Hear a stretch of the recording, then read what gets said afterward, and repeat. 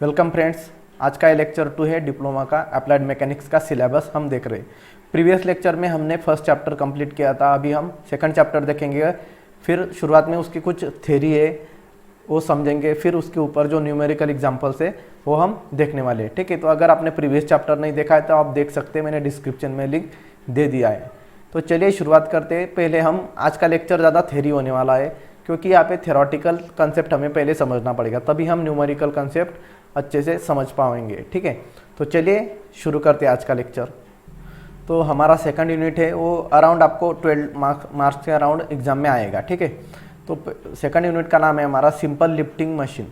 ठीक है, तो सिंपल मतलब क्या, जिसमें कुछ ज़्यादा कॉम्प्लिकेशंस नहीं है, और लिफ्टिंग मतलब जो कुछ सामान को नीचे से ऊपर, जैसे हमारी लिफ्ट होती है ऊपर से नीचे से ऊपर और ऊपर से नीचे जाते हैं हम, इसी तरह से लिफ्टिंग मतलब कुछ सामान हम उठाएंगे उस मशीन से और कुछ नीचे रखेंगे, इस तरह की जो मशीन रहेंगी उसे हम सिंपल लिफ्टिंग मशीन्स कहेंगे। तो बहुत सारी सिंपल लिफ्टिंग मशीन है, हम भी बहुत सारी मशीनों का यूज़ करते हैं। जैसे यहाँ पे देखिए जेरोक्स मशीन है, भी क्या होगी, एक सिंपल मशीन होगी। ठीक है, तो लिफ्टिंग मशीन मतलब क्या कि कुछ जैसे देखिए आपका अगर गाड़ी पंचर हो जाती है तो हम उसे जैक लगाते हैं, तो वो भी एक प्रकार की मशीन है। कैसी है वो, सिंपल मशीन है, क्योंकि इसमें कुछ ज़्यादा इलेक्ट्रिकल या मैकेनिकल ज़्यादा कंस्ट्रक्शन नहीं है या ज़्यादा उसमें यूज़ नहीं किया है पार्ट्स।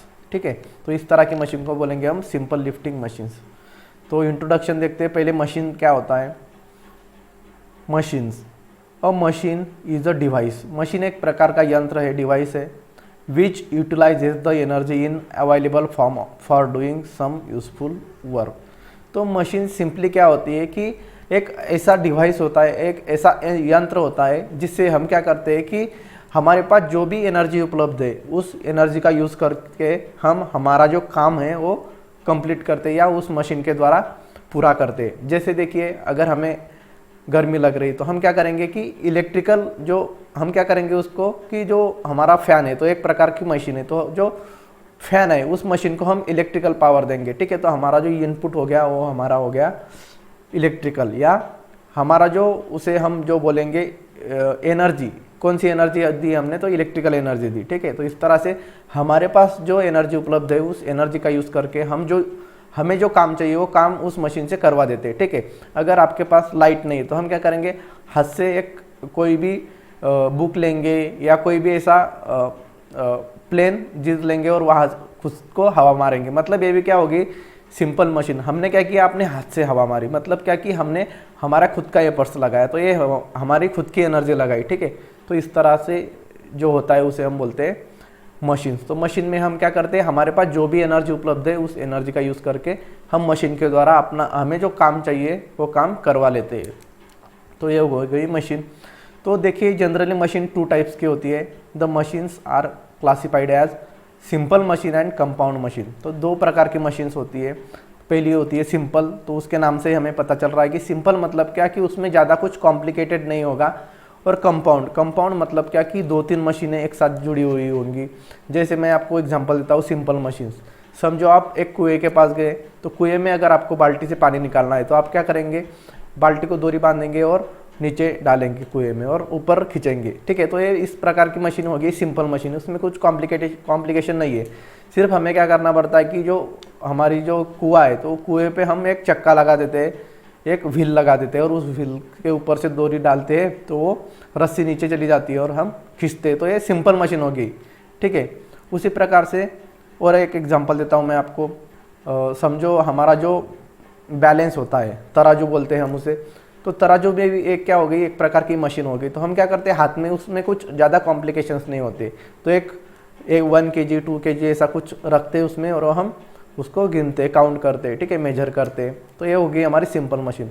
लेकिन कंपाउंड मशीन कैसी होती है, तो कंपाउंड मशीन में क्या होता है कि वो बहुत सारे सिंपल मशीन को जोड़ के बनाई जाती है। ठीक है, मतलब जैसे देखिए हमारी जेरोक्स मशीन होती है, तो आपने देखा होगा कि जब लोग वो जेरोक्स मशीन को खोलते हैं, अगर आपने अंदर देखा होगा तो मशीन के अंदर बहुत सारी छोटी छोटी मशीन्स होती है। ठीक है, तो ऐसी बहुत सारी मशीन्स अगर एक साथ जुड़ के आए जाए तो उसे हम बोलेंगे कंपाउंड मशीन। जैसे हमारा जेसीबी हो गया, तो जेसीबी में भी बहुत सारी मशीन्स होती है। ठीक है, तो बहुत सारे पार्ट्स होते हैं, तो उसको बोलते हैं हम कंपाउंड मशीन। और हम एग्जांपल्स ले सकते हैं कि बहुत सारी मशीन है या बहुत सारे एग्जांपल्स है हमारे आजू बाजू में भी। हमारी जो हम जिस गाड़ी में जाते हैं या टैक्सी वगैरह या रिक्शा वगैरह, सब ये क्या हो गई, एक प्रकार की कंपाउंड मशीन हो गई, क्योंकि उसमें बहुत सारे पार्ट्स होते हैं, बहुत सारी मशीन जोड़ के बनाई जाती है। ठीक है, तो आपको समझ में गया होगा कि सिंपल मशीन क्या होता है और कंपाउंड मशीन क्या होता है। ठीक है, तो बहुत सिंपल चीज़ें आप ये पूरा लेक्चर देखिए ताकि आपको एक कॉन्फिडेंस आ जाएगा कि आपको एक जो बेसिक कंसेप्ट है आपकी वो क्लियर हो जाएगी। और बेसिक कंसेप्ट अगर आपकी क्लियर होगी तो जब आप न्यूमेरिकल एग्जांपल सॉल्व करेंगे तो आपके सामने वो मशीन का बराबर आपके सामने एक इमेज आ जाएगी और आपको सॉल्व करने में बहुत आसान हो जाएगा। जैसे मैंने सिंपल मशीन के एग्जाम्पल दिए तो आपको कुआ वगैरह, वो चक्का, व्हील आपको याद आएगा। ठीक है, तो इस तरह से हमें कंसेप्ट अच्छे से पक्के करेंगे हम, और फिर आप देखना कि बहुत सिंपल है हमारी जो सिंपल लिफ्टिंग मशीन की एग्जांपल बहुत ही सिंपल है। ठीक है, तो हम भी वो भी देखेंगे, पहले थ्योरी पार्ट हम देख लेते हैं। ठीक है, तो दूसरा है हमारा सिंपल मशीन्स। तो चलिए सिंपल मशीन का डेफिनेशन देख लेते हैं। It is defined as a device use in lifting a heavy load applied at one point by applying comparatively small force called effort applied another convenient point. तो देखिए simple machine में क्या करते हैं हम कि अगर समझो कि हमें कुछ हेवी लोड है हमारे पास, हेवी लोड है मतलब लोड मतलब क्या कि जिस पे हमें काम करना है या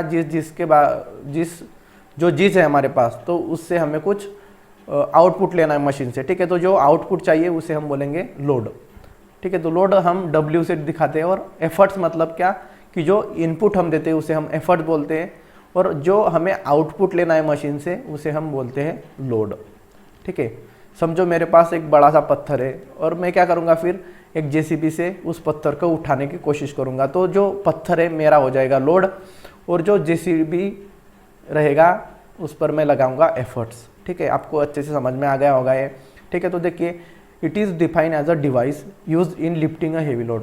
तो सिंपल मशीन एक ऐसा डिवाइस है कि जिसकी मदद से हम कोई भी जो हेवी लोड होता है, कोई भी चीज़ होती है बहुत ही ज़्यादा वजन की, उसे हम उठाने की कोशिश करते हैं। Applied at one point by applying comparatively small force called efforts. तो हम क्या करते कि अगर मुझे पत्थर उठाना है, तो ऐसा नहीं कि मैं पत्थर को जाके हाथ से उठाऊंगा, तो मैं क्या करूंगा, मैं JCB के किसी पार्ट पर अपना एफर्ट्स लगाऊंगा, जैसे बटन दबाऊंगा या कुछ गियर्स वगैरह आगे पीछे करूंगा। ठीक है, तो ये हो गए मेरे एफर्ट्स। मतलब सिंपल मशीन क्या कि ऐसी मशीन कि जिसके एक पॉइंट पर मैं लोड लगाऊंगा और दूसरे पॉइंट पर मैं एफर्ट्स लगाऊंगा। ठीक है, अलग अलग पॉइंट पर। ठीक है, लेकिन मेरा जो लोड रहेगा उसके कंपेरिजन में मेरा एफर्ट्स कम लगेगा। ठीक है, ऐसा नहीं है कि अगर आपको 60 किलो वजन उठाना है तो आप 60 किलो की होनी चाहिए, ये ज़रूरी नहीं है। ठीक है, तो 50 किलो का आदमी भी 60 किलो का उठा सकता है अगर वो अच्छे से होगा तो। ठीक है, तो इस तरह से मैं आपको यही बताना चाहता हूँ एक एग्जांपल से कि हम सिंपल मशीन क्यों यूज़ करते हैं, और जनरली हम मशीन ही क्यों यूज़ करते हैं, क्योंकि हमारा एफर्ट्स कम लगे। ठीक है, तो सिंपल मशीन में क्या करते हैं हम कि एक जगह पे लोड लगाते हैं, दूसरी जगह पे एफर्ट्स लगाते हैं। ठीक है, एफर्ट्स मतलब इनपुट देते हैं, हम खुद का एफर्ट्स करते हैं। ठीक है, और लोड मतलब हमें जो उठाना है वो। ठीक है, तो इस तरह से हम करते हैं। ठीक है, लेकिन हमारा जो एफर्ट्स रहेगा वो लोड के कंपैरिजन में काफ़ी कम रहेगा। ठीक है, हर मशीन में एफर्ट्स हमेशा लोड से कम ही रहेंगे। फिर आगे वाला कंसेप्ट देखेंगे हम, कंपाउंड मशीन। तो कंपाउंड मशीन मैंने आपको पहले ही बताया, बहुत सारी सिंपल मशीन को जोड़ के बनाया जाएगा। तो कंपाउंड मशीन देखिए यहाँ पे, they consist of a number of simple machine. तो कंपाउंड मशीन क्या होता है कि बहुत सारी सिंपल्स मशीन को एक साथ जोड़ा जाता है और वो बन जाता है कंपाउंड मशीन। तो एग्जांपल दिए उन्होंने, प्रिंटिंग मशीन।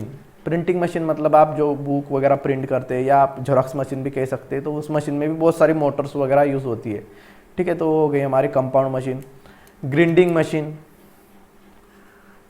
ग्राइंडिंग मशीन आपने देखा होगा, ग्राइंडिंग मशीन्स वगैरह, मिक्सर वगैरह, इस तरह की जो मशीन्स होती है उसमें हम कंपाउंड मशीन का यूज़ करते हैं। ठीक है, फिर आगे बेसिक कंसेप्ट देखेंगे, कुछ लोड और एफर्ट्स क्या होते हैं। ये लोड और एफर्ट्स समझना बहुत ज़रूरी है इस चैप्टर में, क्योंकि बहुत सारे जो क्वेश्चंस रहेंगे उसमें हर एक क्वेश्चन में आपको लोड और एफर्ट्स दिया रहेगा और आपको निकालना भी रहेगा। ठीक है, तो देखिए यहाँ पे लोड क्या होता है। तो लोड हमेशा आपको ध्यान में रखना कि W जो कैपिटल लेटर W है उससे हम लोड को इंडिकेट करेंगे, और एफर्ट जो है वो कैपिटल P से। तो लोड देखिए, the weight to be lifted by machine is known as load. तो जो भी चीज़ हमें मशीन से उठानी है उसे हम लोड बोलेंगे, ठीक है। और एफर्ट्स क्या होते हैं, the force applied to lift the load is known as effort.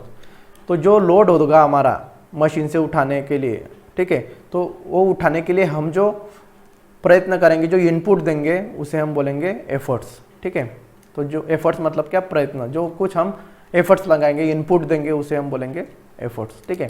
तो लोड मतलब जो चीज़ को उठाना है, और एफर्ट्स मतलब जो चीज़ उठाने के लिए हम कितना प्रयास कर रहे हैं, ठीक है, कितना न्यूटन आप एफर्ट्स लगा रहे, इस तरह से। फिर है मैकेनिकल एडवांटेज। तो मैकेनिकल एडवांटेज हम कैपिटल M और A से दिखा सकते हैं शॉर्टकट में, ठीक है। एग्जांपल्स में भी हम यही यूज़ करेंगे। तो mechanical advantage, it is the ratio of the load lifted by the machine to effort applied. देखिए अभी यहाँ पर दिया है कि ये क्या है, एक रेशियो है किसका, load lifted by the machine to effort applied. Load और एफर्ट्स का जो रेशियो है उसे हम मैकेनिकल एडवांटेज बोलते हैं, ठीक है। तो यहाँ पर देखिए मैकेनिकल एडवांटेज कैसे निकालेंगे, तो load divided by efforts. Load हम W से इंडिकेट करते हैं और मैकेनिकल एडवांटेज एफर्ट्स P से इंडिकेट करेंगे हम, ठीक है। तो mechanical advantage has no unit as it is a pure number. तो मैकेनिकल एडवांटेज है, इसका कोई यूनिट नहीं होगा, मतलब जैसे हम लोड जो है हम, ठीक है, लोड का यूनिट होता है न्यूटन और एफर्ट्स का यूनिट भी होता है न्यूटन। लोड और एफर्ट्स दोनों को हम न्यूटन में मेजर करते हैं, ठीक है। तो न्यूटन डिवाइडेड बाय न्यूटन हो जाएगा, कुछ नहीं, मतलब दोनों यूनिट कैंसिल हो जाएंगे, तो यहाँ पर कुछ नहीं बचेगा, ठीक है। तो इस तरह से मैकेनिकल एडवांटेज, इसे कोई यूनिट नहीं है। Mechanical advantage is always greater than 1। Mechanical advantage greater than 1। तो मैकेनिकल एडवांटेज की जो वैल्यू रहेगी वो हमेशा 1 के ऊपर ही रहेगी, ठीक है, हमें ध्यान में रखना है। मैकेनिकल एडवांटेज हमेशा 1 के ऊपर ही आनी चाहिए, मैकेनिकल एडवांटेजेस की वैल्यू। फिर आगे है हमारा वेलोसिटी रेशो। तो यहाँ पे है वेलोसिटी रेशो, हम VR से इंडिकेट करेंगे। तो डेफिनेशन देखिए, the ratio of the distance move by the efforts to the corresponding distance move by the load is called velocity ratio.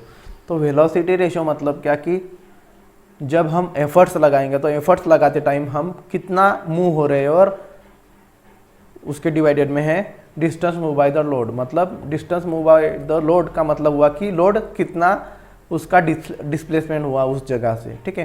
तो आपको सिंपल भाषा में मैं आपको समझाता हूँ। देखिए वेलोसिटी रेशो मतलब क्या, distance move by the effort. मतलब देखिए अभी हमारे पास, समझो हम कुएं के पास गए, हमें कुएं से बाल्टी भर पानी निकालना है। तो मैं क्या करूँगा, कुएं में बाल्टी डालूंगा, ठीक है। तो देखिए मैं शुरुआत में क्या करूँगा, फिर बाल्टी भरने के बाद उस जो रस्सी रहेगी उस रस्सी को ऊपर खींचूंगा। तो जैसे जैसे मैं रस्सी को ऊपर खींचूंगा तो रस्सी को कुछ ना कुछ, देखिए जब बाल्टी पानी में होगी, ठीक है, तो उसे हम स्टेबल कंडीशन बोलेंगे। फिर अभी देखिए एफर्ट्स अभी अप्लाई होगा जब हम बाल्टी को ऊपर खींचेंगे। तो जैसे मैं बाल्टी ऊपर खींचूंगा तो मेरा हाथ भी कुछ पीछे जाएगा, ठीक है। तो ऐसे ऊपर खींचते खींचते खींचते खींचते मैंने कितनी रस्सी खींची, तो ये हो गया हमारा एफर्ट्स, ठीक है। रस्सी कितनी खींची मैंने, मतलब कितनी सेंटीमीटर खींची, कितनी मीटर खींची, तो ये हो गया हमारा एफर्ट्स। तो इसे हम बोलेंगे distance move by the efforts. तो एफर्ट्स लगाते टाइम कितना डिस्टेंस हमें मूव करना पड़ा, और नीचे distance move by the load. तो अगर समझो मैंने 1 मीटर रस्सी खींची तो बाल्टी कितनी बाल्टी जो है वो कितनी ऊपर आई, ठीक है। तो इस तरह से हम निकालेंगे वेलोसिटी रेशो। इसे जब बाल्टी कितनी ऊपर आई है, बाल्टी हमारा था लोड, तो बाल्टी ने उस स्टेबल कंडीशन से ऊपर कितनी सेंटीमीटर या कितनी मीटर आई, तो उसे बोलेंगे हम distance move by the load. तो distance move by the effort हम y से इंडिकेट करेंगे और distance move by the load हम x से इंडिकेट करेंगे, ठीक है। तो शायद आपको समझ में आ रहा होगा अभी, ठीक है। बहुत सिंपल कंसेप्ट से। वेयर देखिए y क्या है, तो y है हमारा distance move by the efforts और x है distance move by the load. यहाँ पर हमने देख लिया है। Velocity ratio is always constant and it has no unit.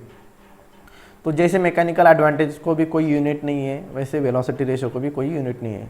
तो डिस्टेंस मूव बाय एफर्ट समझो अगर सेंटीमीटर में होगा तो डिवाइडेड बाय में लोड का भी हम डिस्टेंस मूव बाय सेंटीमीटर में लेंगे, तो सेंटीमीटर डिवाइडेड बाय सेंटीमीटर कुछ नहीं रहेगा, मतलब इसको रेशो नहीं आएगा। इस तरह से आपको समझना है। फिर अभी नेक्स्ट कंसेप्ट देखेंगे। अभी है हमारा नेक्स्ट इनपुट। इनपुट मतलब क्या कि देखिए, input of a machine is the product of the effort and distance move by the efforts. ठीक है, तो हमने एफर्ट्स क्या होते हैं, देखिए एफर्ट्स हम कैपिटल पी से इंडिकेट करते हैं और distance move by the efforts अभी हमने देखा कि वाई से इंडिकेट करते हैं। तो इनपुट क्या होता है कि प्रोडक्ट होता है, प्रोडक्ट मतलब मल्टीप्लिकेशन होता है किसका, पी और वाई का, एफर्ट्स का और distance move by the efforts का। ठीक है, तो ये हो गया हमारा इनपुट। अभी मैं आपको उसी एग्जांपल से समझाता हूँ। ठीक है, तो अभी समझो हमारी कुएं में बाल्टी है, तो बाल्टी में निकालूंगा तो पी क्या हो जाएगा मेरा, कितना एफर्ट्स लगाया मैंने, कितनी ताकत लगाई। ठीक है, तो जो ताकत रहेगी वो रहेगा हमारा पी एफर्ट्स, और ताकत तो लगाई लेकिन वो कितना मूव किया वो ताकत लगा के मैंने वो रस्सी को, तो ये हो गया हमारा Y, distance move by the efforts. ठीक है, तो इन दोनों का मल्टीप्लिकेशन जो रहेगा हमारा वो इनपुट रहेगा। अभी आउटपुट देखिए, output of a machine is the product मतलब multiplication of the load and distance move by the load. तो आउटपुट मतलब क्या कि देखिए बाल्टी कुएं में, तो कुएं में मैंने एफर्ट्स तो लगाया, तो ये हो गया इनपुट। तो अभी देखिए आउटपुट कैसा है कि बाल्टी है। ठीक है, तो बाल्टी कितनी न्यूटन की, बाल्टी का जो बाल्टी भी तो कुछ खींच रही होगी ना, जब हम ऊपर से एफर्ट्स लगाएंगे ऊपर खींचने के लिए तो बाल्टी का जो वेट रहेगा, तो उस वेट की वजह से वो बाल्टी भी कुछ हमें नीचे खींचने की कोशिश करेगी। ठीक है, तो उसे हम बोलेंगे W। ये हो गया हमारा लोड, जो खींचने की कोशिश करेगा वो रहेगा हमारा, कुछ तो बल लगाएगा कुछ तो एफर्ट लगाएगा वो, तो ये हमारा हो गया W। और X मतलब क्या कि वो कितना मूव हो रहा है, जो लोड है हमारा वो बाल्टी कितनी मूव हो रही है उसे हम बोलेंगे X। तो distance move by load X से, तो दोनों का मल्टीप्लिकेशन है, तो ये आ जाएगा आउटपुट हमारा। ठीक है, अभी नेक्स्ट देखेंगे इफिशियंसी। तो अभी देखिए इफिशियंसी क्या होती है। इफिशियंसी मतलब क्या कि कुशलता, आप कितनी अच्छे कुशलता से काम करते हो, तो ये इफिशियंसी है। अभी हम मशीन की निकालेंगे तो मशीन कितने अच्छे से काम करती है वो हम देखेंगे। ठीक है, जितनी एफिशिएंसी ज़्यादा रहेगी उतनी मशीन अच्छी रहेगी, और जितनी एफिशिएंसी कम रहेगी उतनी मशीन कम रहेगी। ठीक है, तो अभी देखिए एफिशिएंसी हम दिखाते हैं ईटा। तो ये इस तरह से, ये यन होता है स्मॉल लेटर का, और ये ऐसे इसे नीचे खींच देंगे तो ये हो जाएगा हमारा ईटा। तो इसे हम बोलेंगे ईटा। ठीक है, ग्रीक लेटर है ईटा। तो देखिए द इफिशियंसी, और ये इफिशियंसी हमेशा परसेंटेज में रहेगी। ठीक है, तो मशीन की इफिशियंसी मतलब क्या कि कितने परसेंट अच्छा काम करती है, कितना परसेंट कम काम करती है। जैसे हमारा रिजल्ट आता है 10th का एग्जाम समझो आपने दिया, तो जितने आपके मार्क्स रहेंगे उतना परसेंटेज मार्क्स रहेंगे आपके, उतना परसेंटेज आपकी इफिशियंसी है, मतलब आप उतने परसेंट इफिशियंट है स्टडी करने के लिए। ठीक है, तो इसी तरह से मशीन का भी हम निकालेंगे। तो the efficiency of machine is the ratio of output to input of a machine and is generally express as percentage. तो इफिशियंसी क्या होती है कि आउटपुट को इनपुट से डिवाइड कर देंगे और मल्टीप्लाई बाय 100। जैसे आपके एग्जाम में भी वैसे ही मार्क्स आपकी इफिशियंसी कैलकुलेट करते हैं।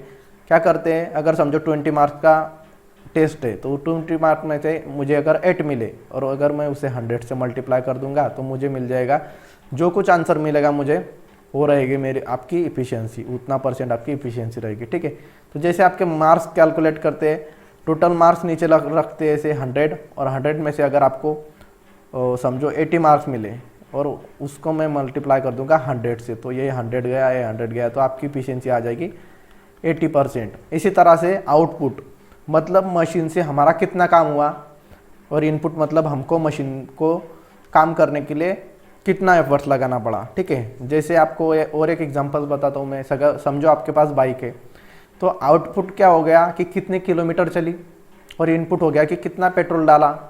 ठीक है, तो ये दोनों इस तरह से आपको समझना है। ठीक है, अगर आपकी गाड़ी ज़्यादा कम पेट्रोल में ज़्यादा चलती है तो उसकी इफिशियंसी ज़्यादा आएगी, अगर कम पेट्रोल में बहुत ही कम ज़्यादा चल जाएगी ज़्यादा पेट्रोल में तो वो उसकी इफिशियंसी कम हो जाएगी। ठीक है, तो इस तरह से आपको इफिशियंसी को समझना है। तो शायद आपको ये अच्छे से क्लियर हो गया होगा। तो इफिशियंसी परसेंटेज में दिखाएंगे और आउटपुट अपॉन इनपुट, और उसे हम मल्टीप्लाई कर देंगे 100 से।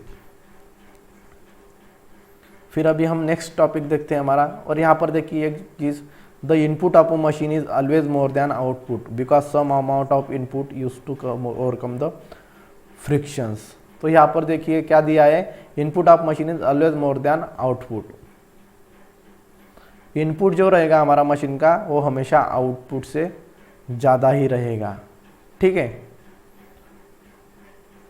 क्योंकि मशीन में कुछ फ्रिक्शंस होता है, ठीक है।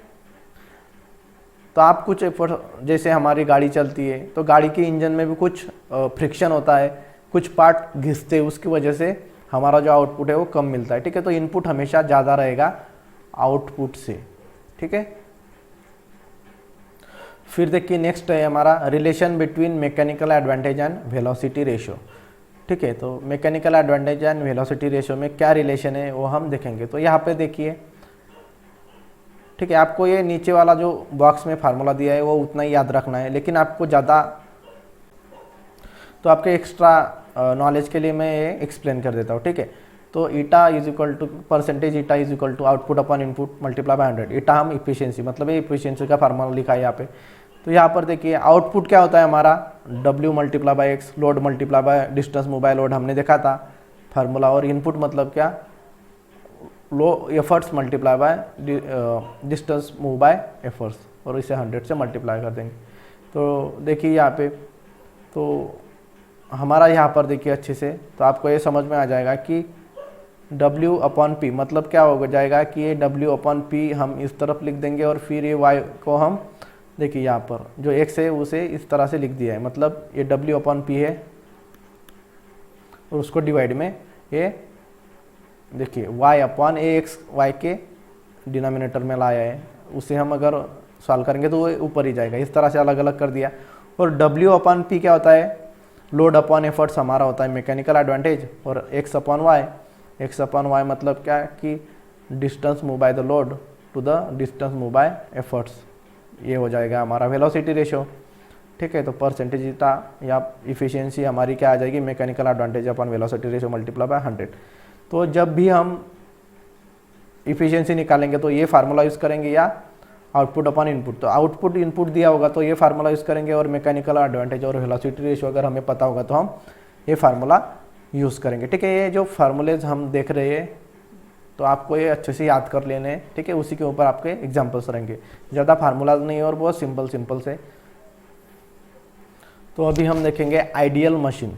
देखिए आइडियल मतलब क्या कि उसमें कुछ गलतियां ही नहीं है, उसे हम बोलेंगे आइडियल मशीन।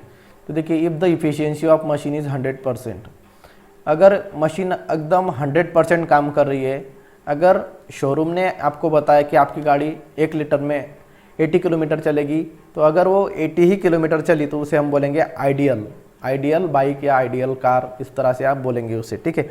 तो इफिशियंसी अगर कोई भी चीज़ की 100% रहेगी तो उसे बोलेंगे हम आइडियल मशीन्स, क्योंकि 100% से ऊपर कोई नहीं रहेगा, ठीक है। तो ये आइडियल हो जाएगा।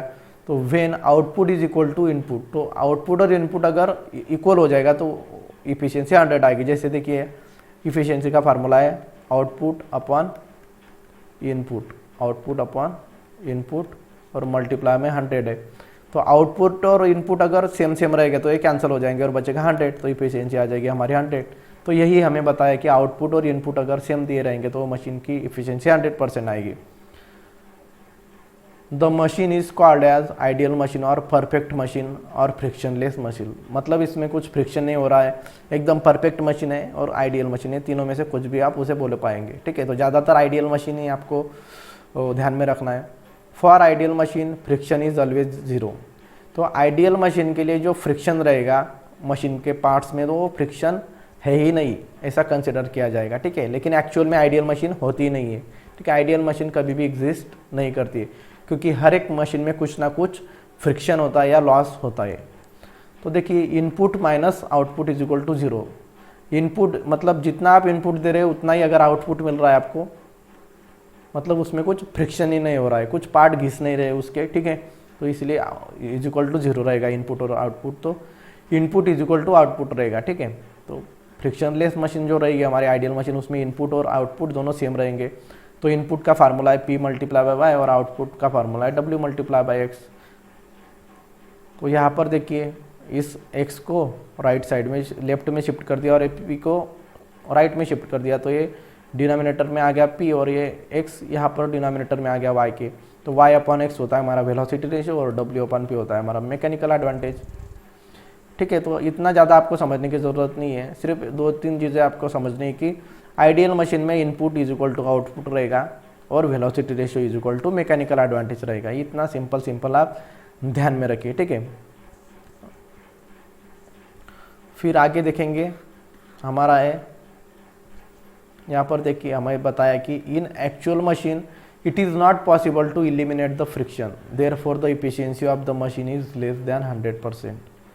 तो actual machine is not possible to eliminate the friction, मतलब हमारी जो मशीन, हम कोई भी मशीन तैयार करते हैं तो कोई भी मशीन में हमेशा फ्रिक्शन होता ही है। ऐसी कोई मशीन नहीं बना सकते कि जिसमें फ्रिक्शन नहीं होता है, लॉसेस नहीं होते। Therefore efficiency of the machine is less than 100%। तो हर एक कोई भी मशीन की एफिशिएंसी 100% नहीं रहेगी। ठीक है, हमेशा कोई भी मशीन की एफिशिएंसी 100% से नीचे ही रहेगी। तो कैरेक्टरिस्टिक्स ऑफ आइडियल मशीन, तो आइडियल मशीन के क्या गुणधर्म है, क्या कैरेक्टरिस्टिक्स है, वो हम अभी देखेंगे। तो कैरेक्टरिस्टिक देखेंगे, पहला है एफिशिएंसी ऑफ मशीन इज 100%। तो आइडियल मशीन की एफिशिएंसी 100% रहेगी। फिर दूसरा है input is equal to output है, हमने देखा कि सेम रहेगा। फिर तीसरा है machine is free from frictional losses, तो मशीन में कोई भी लॉस नहीं होगा। Velocity ratio is equal to mechanical advantage रहेगा। तो हमको एमसीक्यू में बहुत बार आ सकता है कि कैरेक्टरिस्टिक्स ऑफ आइडियल मशीन, और आपको यहाँ वहाँ पे 4 ऑप्शन दिए रहेंगे। ठीक है, तो इन चारों में से कोई भी अगर ऑप्शन आपको दिखा तो आपको वहाँ पर टिक करना है। ठीक है, चारों के चारों नहीं रहेंगे, चारों में से कोई भी रहेंगे या 3 रहेंगे और आपको चौथा ऑप्शन होगा ऑल ऑफ दी अबव। ठीक है, तो इस तरह से आपको चौथा ऑप्शन सिलेक्ट करना है। ठीक है, इस तरह से एग्जाम्पल आ सकते हैं आपके एग्जाम में। फिर देखते हैं नेक्स्ट आइडियल एफर्ट्स। तो आइडियल एफर्ट्स क्या होते हैं, तो आइडियल जैसे एफर्ट्स हम पी से दिखाएंगे, तो आइडियल एफर्ट्स मतलब पी और छोटा सा आई सफिक्स में लगा देंगे, तो ये पी आई से हम आइडियल एफर्ट्स दिखाते हैं। ठीक है, इंडिकेट करेंगे। तो efforts applied for ideal machine is known as ideal effort. तो आइडियल एफर्ट मतलब क्या कि जो आइडियल मशीन को जो हम एफर्ट्स लगाएंगे वो आइडियल एफर्ट्स रहेंगे। ठीक है, बहुत सिंपल है। If there is no friction machine is an ideal, जो मशीन में फ्रिक्शन नहीं होता उसे आइडियल मशीन बोलते हैं। पता है हमें mechanical advantage is equal to velocity ratio, ये भी हमने देखा है। तो मैकेनिकल एडवांटेज क्या रहेगा आइडियल मशीन का, तो हमारे जो साधारण मशीन रहेगी, जनरल मशीन का मैकेनिकल एडवांटेज का फार्मूला है mechanical advantage is equal to W upon P. लेकिन आइडियल मशीन का क्या रहेगा, W upon P I. Ideal efforts लगा रहे हैं ना हम, इसलिए पी आई आएगा। ठीक है, पी नहीं पी आई आएगा आइडियल मशीन में। तो यहाँ पर देखिए फिर पी आई, तो ये डब्ल्यू न्यूमरेटर में, तो यहाँ पर देखिए पी आई डिनोमिनेटर में, तो इसको इस तरफ शिफ्ट किया तो न्यूमरेटर में आ जाएगा और ये वेलोसिटी रेशियो डब्ल्यू के डिनोमिनेटर में चला गया। ठीक है, तो इससे हमें कुछ करना नहीं है, सिर्फ इतना ध्यान रखना है कि आइडियल एफर्ट्स क्या होते हैं, P I is equal to W upon velocity ratio, load upon velocity ratio. ये फार्मूला आपको याद रखना है, P I is equal to W upon V R. P I मतलब आइडियल एफर्ट्स, डब्ल्यू मतलब लोड और वी आर मतलब velocity ratio. यहाँ पर देखिए to lift the required load actual efforts is always more than ideal efforts. ठीक है, तो अगर हमें कोई चीज़ को लिफ्ट करना है या उठाना है, एक जगह से कोई लोड को हमें उठाना है, तो हमेशा हमारा जो एफर्ट्स रहेंगे वो आइडियल एफर्ट से ज़्यादा ही रहेंगे। ठीक है, आइडियल मशीन में आइडियल एफर्ट्स लगते हैं, तो आइडियल एफर्ट्स मतलब उसमें भी कोई लॉसेस नहीं होंगे। लेकिन जब हम एक्चुअल जो एफर्ट्स लगाते हैं उसमें कुछ ना कुछ फ्रिक्शन होता है, कुछ ना कुछ लॉसेस होते हैं। ठीक है, तो हमारा जो एफर्ट्स रहेगा वो हमेशा आइडियल एफर्ट से छोटा ही रहेगा। देखिए यहाँ पे पी मतलब हमारा जो एक्चुअल एफर्ट है और पी आई मतलब आइडियल एफर्ट, तो आइडियल एफर्ट्स हमेशा कम रहेंगे एक्चुअल एफर्ट से। ठीक है, फिर देखिए एफर्ट लॉस्ट इन फ्रिक्शन। तो एफर्ट लॉस्ट इन फ्रिक्शन क्या है, ठीक है, तो यहाँ पर एफर्ट लॉस्ट इन फ्रिक्शन हम पी सफिक्स एफ से दिखाएंगे, पी एफ से। देखिए यहाँ पर दिखाया है, it is effort obtain by subtracting ideal effort from actual effort. तो देखिए आइडियल एफर्ट सब्ट्रैक्ट करते हैं एक्चुअल एफर्ट से, एक्चुअल एफर्ट्स बड़े रहेंगे तो इसीलिए पी माइनस पी आई। तो जो एक्चुअल एफर्ट्स है उसमें से आइडियल एफर्ट्स अगर हमने सब्ट्रैक्ट कर दिए तो हमें फ्रिक्शन मिल जाएगा। ठीक है, तो ठीक है, इस तरह से हमें कैलकुलेट करना है। और पी एफ देखिए यहाँ पे पी यहाँ पर एज इट इज लिख दिया, और पी आई का फार्मूला है हमारे पास W/VR, वो यहाँ पर पुट कर दिया। तो ये हो गया हमारा P F is equal to P minus W/VR। तो ये फार्मूला यूज़ कर सकते हैं या दोनों में से कोई भी। अगर एफर्ट्स और आइडियल एफर्ट्स पता होंगे तो ये फार्मूला यूज़ करेंगे, और अगर एफर्ट्स और लोड और वेलोसिटी रेशियो पता होगा तो ये फार्मूला यूज़ करेंगे। ठीक है, ये दोनों फार्मूले आप अच्छे से याद कर लेना। फिर है हमारा आइडियल लोड। तो आइडियल लोड का भी वही डेफिनेशन है जैसे आइडियल एफर्ट्स का होता है। यहाँ पर देखिए load lifted by ideal machine is known as ideal, sorry यहाँ पे आइडियल लोड होना चाहिए था, आइडियल एफर्ट्स कर दिया है। तो load lifted by ideal machine is known as ideal load. तो जो भी लोड आइडियल मशीन से उठाया जाएगा उसे आइडियल लोड बोलेंगे, और जो एफर्ट्स आइडियल मशीन को दिया जाएगा वो आइडियल एफर्ट्स। ठीक है, सिंपल है। जैसे लोड हम W से दिखाई दे तो आइडियल लोड हम WI से दिखाएंगे। If there is no friction machine is an ideal. अगर मशीन में कोई फ्रिक्शन नहीं रहेगा तो वो आइडियल मशीन होती है, पता है हमें। Mechanical advantage is equal to velocity ratio, ये भी देखा हमने। मैकेनिकल एडवांटेज देखिए WI/P is equal to VI VR, और WI is equal to P multiply by VR। तो इस तरह से कैलकुलेट किया है इस फार्मूला से। तो आइडियल जब लोड निकालना होगा तो efforts multiply by velocity ratio, ये हमें फार्मूला यूज़ करना है। ठीक है, फिर यहाँ पे देखिए actual load is always less than ideal load. तो हमारा जो एक्चुअल लोड होता है वो हमेशा लेस रहेगा, कम रहेगा आइडियल लोड से। ठीक है, आपको कंफ्यूज नहीं होना है। ठीक है, आइडियल एफर्ट्स कम रहेंगे, ठीक है, और एक्चुअल एफर्ट ज़्यादा रहेंगे, लेकिन एक्चुअल जो लोड रहेगा हमारा वो ज़्यादा रहेगा आइडियल लोड से। सॉरी, आइडियल जो लोड रहेगा हमारा ज़्यादा रहेगा एक्चुअल लोड से। ठीक है, तो आइडियल लोड ज़्यादा रहेगा और आइडियल एफर्ट्स कम रहेंगे। ठीक है, दोनों को अच्छे से समझना है डिफरेंस को। फिर है हमारा देखिए यहाँ पे इसी तरह से लोड लॉस्ट इन फ्रिक्शन दिखाएंगे WF से। Load lost in friction WF से दिखाएंगे। इट इज़ द देखिए यहाँ पे ideal efforts minus, sorry ideal load minus actual load, क्योंकि आइडियल लोड बड़ा होता है इसलिए पहले है। ठीक है, तो ideal load minus actual load को हम इस तरह से करेंगे, तो सब्ट्रैक्ट करेंगे तो हमें लोड लॉस्ट इन फ्रिक्शन मिल जाएगा। तो यहाँ पे WI की जगह पे हमने P multiply by velocity ratio, यहाँ पे देखिए ये फार्मूला ये यहाँ पे पुट कर दिया W की जगह पे, तो ये फार्मूला हमें नया मिल गया। WF is equal to P multiply by VR minus W, इस तरह से। तो चलिए नेक्स्ट कंसेप्ट देखते हैं अभी। तो चलिए अभी नेक्स्ट है हमारा लॉ ऑफ मशीन। ठीक है, अभी एक दो ही टॉपिक बाकी है हमारा। ठीक है, कंसेप्ट, फिर उसके बाद में हम मशीन्स की तरफ चलेंगे। ठीक है, तो लॉ ऑफ मशीन देखिए, the relation between efforts applied and load lifted by machine is known as law of machine. जो एफर्ट जो हम अप्लाई करते हैं और हमें जो आउटपुट मिलता है उसका जो हम ग्राफ निकालेंगे उसे बोलेंगे लॉ ऑफ मशीन। तो लॉ ऑफ मशीन देखिए फार्मूला क्या है, P is equal to MW+C। तो P मतलब क्या होंगे, तो efforts required to lift the load. जो हम एफर्ट्स लगाएंगे उसे हम बोलेंगे P एफर्ट्स। ठीक है, और M क्या है, M हमारा स्लोप है। ठीक है, तो M स्लोप, तो M हम tan थीटा से निकालते हैं। M1 में आपने देखा होगा, तो स्लोप ऑफ लाइन हो गया। ये जो लाइन है हमारी मशीन की, जो ग्राफ आएगा इस तरह से स्ट्रेट ग्राफ आएगा। ठीक है, इस तरह से।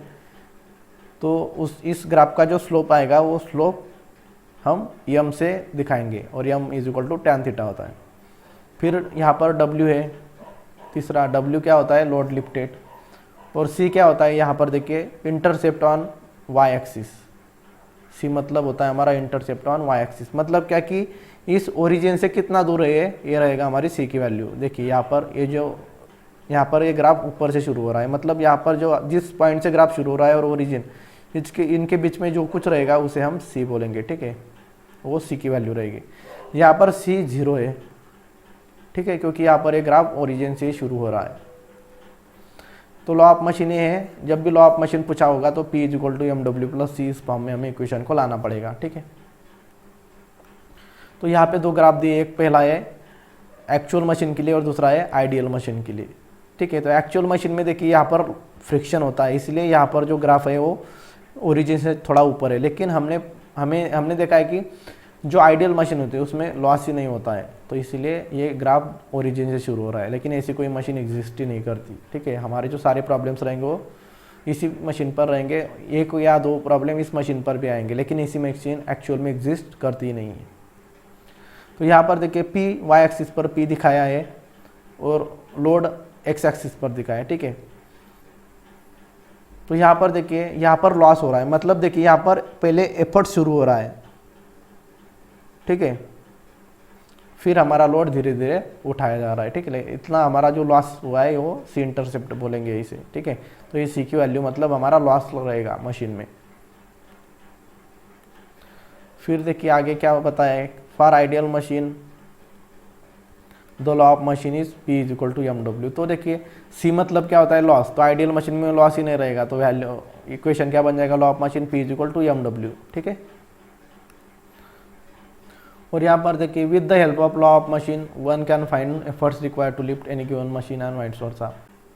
तो यहाँ पर देखिए अगर हमें लॉ ऑफ मशीन दिया है P is equal to M W plus C, मतलब अगर हमें सी डब्ल्यू और एम की वैल्यू पता है तो हम पी निकाल सकते हैं, अगर हमें पी एम और डब्ल्यू की वैल्यू है तो सी निकाल सकते हैं, ठीक है। तो इन चारों में से अगर तीन वैल्यू दी रहेगी तो ये चौथी ही निकाल सकते हैं। इस तरह से हम लॉ ऑफ मशीन का यूज़ करेंगे, ठीक है।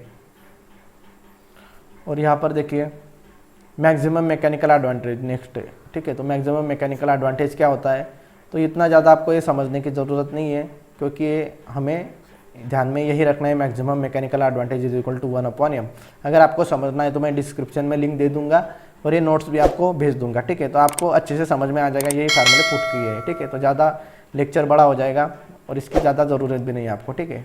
एग्जाम में यही काम में आने वाला है, maximum mechanical advantage is equal to 1/m, ठीक है। तो इस तरह से अगर यम दिया होगा तो मैक्सिमम मैकेनिकल एडवांटेज निकाल सकते हैं, और मैक्सिमम मैकेनिकल एडवांटेज दिया होगा तो यम मतलब स्लोप हम निकाल सकते हैं। तो यहाँ पर नेक्स्ट है maximum efficiency of machine, maximum efficiency, ठीक है। तो इफिशियंसी का फार्मूला हमने देखा था कि output upon input multiply by 100, और दूसरा देखा था mechanical advantage upon velocity ratio multiply by 100। तो ये इफिशियंसी निकालने का फार्मूला था, लेकिन हमें क्या चाहिए, मैक्सिमम इफिशियंसी। तो मैक्सिमम इफिशियंसी निकालते टाइम हम मैक्सिमम मैकेनिकल एडवांटेज यूज़ करेंगे, ठीक है। तो जब भी आपको मैक्सिमम इफिशियंसी निकालनी होगी तो मैक्सिमम मैकेनिकल एडवांटेज निकालेंगे, ठीक है, यूज़ करेंगे। तो देखिए percentage eta is equal to maximum mechanical advantage upon velocity ratio, mechanical advantage की जगह पे मैक्सिमम दिखा है क्योंकि हमें मैक्सिमम इफिशियंसी निकालनी है, फार्मूला वही है। तो मैक्सिमम मैकेनिकल एडवांटेज का फार्मूला देखा है हमने, क्या होता है 1/m। तो यहाँ पर 1/m वैल्यू पुट कर दी, तो यहाँ पे वो भी value 1/m multiply by velocity ratio multiply by 100, ये फार्मूला भी आपको ध्यान में रखना है, ठीक है। अभी लास्ट है हमारा 2-3 टॉपिक, फिर हम रुक जाएंगे। नेक्स्ट है रिवर्सिबल मशीन, बहुत सिंपल है। रिवर्सिबल मतलब क्या कि जो रिवर्स भी काम करती है, ठीक है। तो some time machine is capable of doing some work in reverse direction even after effort is remove, such machine is called as reversible machine. Reversible machine मतलब क्या कि ऐसी मशीन अगर आपने एफर्ट्स लगाना छोड़ दिया फिर भी मशीन काम करती रहेगी तो उसे बोलेंगे reversible machine. For example bicycle, अगर आप साइकिल पर जाते हैं तो साइकिल पर आप पेडल मारते हैं तो साइकिल चलने लगती है, लेकिन जैसे ही कुछ स्लोप आता है तो आपने कोई एफर्ट्स नहीं लगाया, पेडल नहीं मारी, कोई एफर्ट्स नहीं दिया, इनपुट नहीं दिया, फिर भी आपको आउटपुट मिलता रहेगा, साइकिल चलती रहेगी, तो इसे ही हम बोलेंगे रिवर्सिबल मशीन। इस तरह की मशीन को हम बोलेंगे रिवर्सिबल मशीन्स, ठीक है। तो रिवर्सिबिलिटी क्या होती है, देखिए the action of such machine is known as reversibility of machine, मतलब जो ऐसी मशीन है कि जो एफर्ट्स छोड़ने के बाद भी आउटपुट देती रहेगी उसे हम रिवर्सिबल मशीन बोलेंगे। और जो गुणधर्म है, जो फिनोमिनन है, जो कैरेक्टरिस्टिक्स है वो मशीन का, उसे हम बोलेंगे रिवर्सिबिलिटी। फिर अभी देखिए नेक्स्ट है हमारा